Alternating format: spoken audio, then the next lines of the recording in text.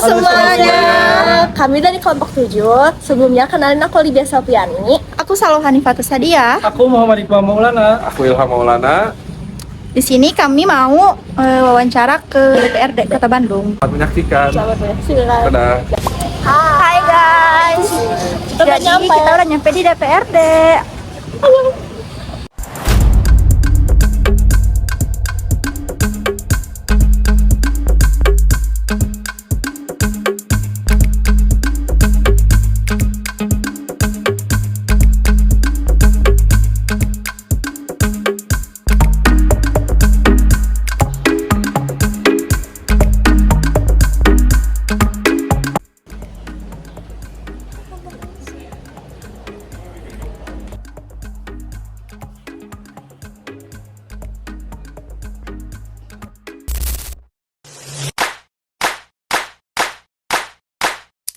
Terkait dengan administrasi publik untuk adik-adik ini, yang pertama, kosongkan dulu pikiran, kosongkan dulu pengetahuan apa yang dimiliki oleh adik-adik, baru bisa menerima apa yang disampaikan kepada adik.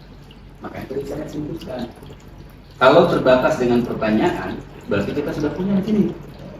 Tapi kalau kita kosongkan dulu, menerima apa yang diinformasikan, ini akan lebih mudah daripada bertanya, karena yang bertanya itu biasanya lebih pintar daripada dari narasumbernya. Ya, yang bertanya itu dia pasti udah ada jawabannya. Saya pengen jawabannya seperti ini, ternyata jawabannya salah. Akhirnya jadi diskusinya panjang. Tugas pokoknya apa? Cuma itu aja, melayani anggota DPRD. Melayani apa? Melayani itu kalau bahasa kerennya, bahasa akademisnya itu memfasilitasi. Yang diminta oleh anggota DPRD kita layani, kita fasilitasi. Fasilitasi itu apa sih? DPRD mau rapat, disiapkan makannya, disiapkan bahan rapatnya, disiapkan ruangannya, gitu kan? DPRD sendiri, DPRD itu ada aturan. Aturannya apa? Dari mulai jumlah anggota itu minimal jumlah penduduk luas wilayah. Itu baru bisa menentukan jumlah anggota DPRD. Jumlah penduduk Kota Bandung yang tercatat sekarang kurang lebih 2.500.000 sampai 2.600.000 yang tercatat berKTP di Kota Bandung. Yang tinggal di Kota Bandung berapa? Kurang lebih ada 4 juta. Karena apa? Sudah menjadi ibu kota provinsi dan menjadi pusat perkembangan Bandung Raya. Bandung Raya ini mana saja? Kabupaten Bandung, Kota Bandung, Cimahi, Bandung Barat, dan kota-kota yang ada di pinggirannya. Kita berbatasan dengan Garut, Sumedang, Subang. Bandung Raya itu ada di cekungan Bandung. Ini 1,8 jutanya adalah pemilih DPP. Yang memilih itu kurang lebih di 1,4. Jadi 400.000-nya hangus. Tidak memilih, absen. 1,4 ini adalah memilih partai, memilih anggota DPRD, dan memilih kepala daerah, baik gubernur, wali kota, ataupun DPR. Fraksi di kita ada 7. Yang pertama PKS dengan 11 kursi, Gerindra 8 kursi, Golkar 7 kursi, PDIP 7 kursi, Nasdem 6 kursi, PKB 5 kursi, PSI 4 kursi, Demokrat 3 kursi. Demokrat menjadi fraksi gabungan dengan Nasional Demokrat. Fraksi gabungan, kenapa menjadi fraksi gabungan? Karena dia tidak mewakili untuk jadi satu fraksi. Satu fraksi itu minimal 4 kursi. Kenapa? Karena jumlah komisi kita ada 4. Jadi minimal satu fraksi itu 4 orang. Dari fraksi, dari jumlah kursi sudah, ini terbagi ke dalam 8 AKD. Alat kelengkapan dewan itu ada komisi 1, 2, 3, 4. Ada AKD yang lainnya itu badan. Ada badan anggaran, badan musyawarah, Bapemperda, badan pembentuk peraturan daerah, dan satu lagi BK, badan kehormatan. Jadi tempat-tempat yang bermasalah di situ di BK. Didapati ada laporan dari masyarakat melakukan tindakan yang tidak sesuai dengan kode etiknya, ini bisa dipanggil oleh badan kehormatan. Dan itu menjadi, kalau pelanggaran kode etik itu bisa diberhentikan. di pimpinan DPRD itu adalah kolektif kolegial. Berarti kolegial itu adalah keputusan bersama.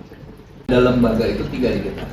Ada eksekutif yaitu pemerintah Kota Bandung, ada legislatif itu DPRD, ada yudikatif itu adalah kejaksaan PK.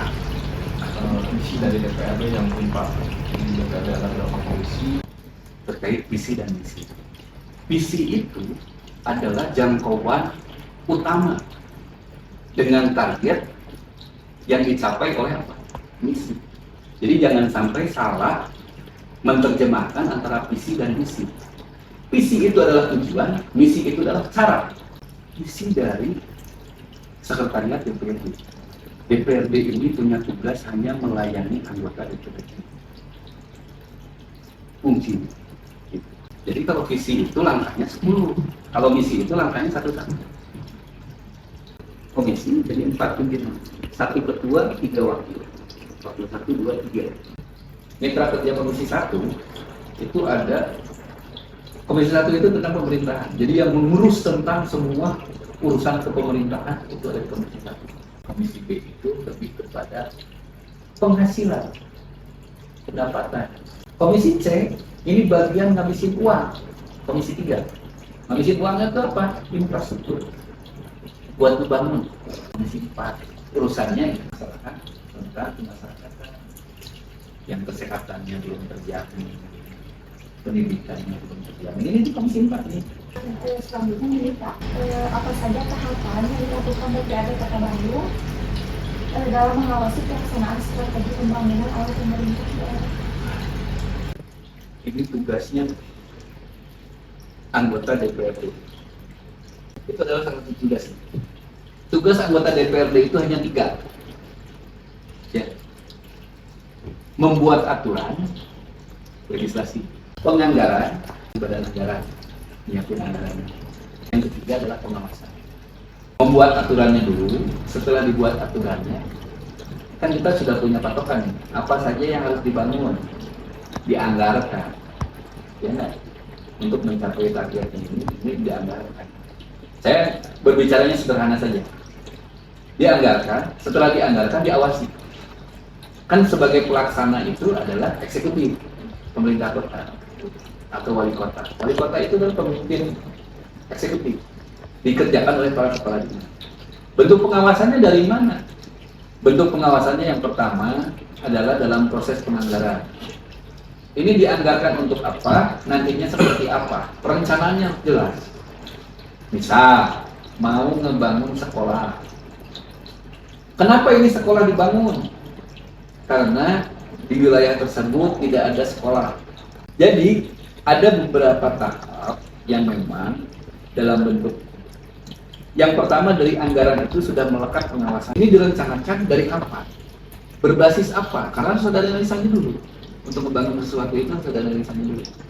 Ada tim akademisnya, ada tim apanya, dibuatkan dulu perencanaan seperti apa. Jadi hasil dari pengembangan itu ditarik menjadi anggaran, diusulkan anggaran. Nah, begitu masuk ke DPR dia akan ditanyakan, ini anggaran besar ini untuk apa?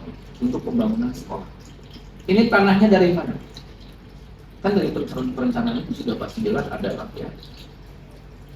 Dari perencanaan itu kan mungkin bukan setahun 2 tahun, sudah beberapa tahun yang lalu baru dianggarkan sekarang. Karena apa? Ada proses pembelian tanahnya, ada proses apa? Kita Apa hambatan yang Bapak rasakan selama menjabat dan solusinya apa untuk mengatasi hambatan tersebut?